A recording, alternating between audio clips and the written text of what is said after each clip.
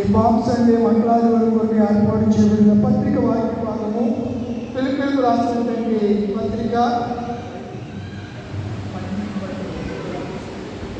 పిలుపులకు రాసిన పత్రిక 2వ అధ్యాయం 5 నుంచి 11 వరకు.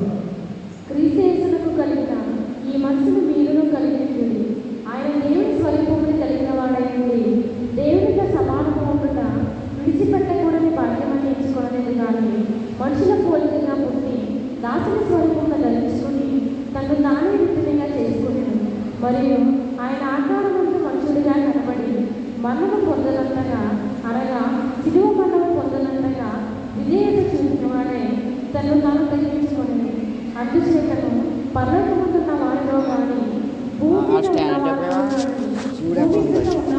కానీ ప్రతి వారి మోకాలను ఏసునామములో ఒప్పునట్టు ప్రతి వారి నాలుగైన తండ్రి అయిన దేవుని వైపాఠమే యేసుక్రీస్తు ప్రభువుని ఒప్పుకున్నట్టు దేవుడు ఆయనను అధికంగా హెచ్చించి ప్రతి నామమునకు పైనామమును ఆయనకు అనుగ్రహించింది.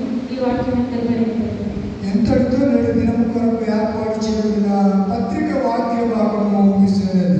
నిన్ను తోడైన క్రీస్తు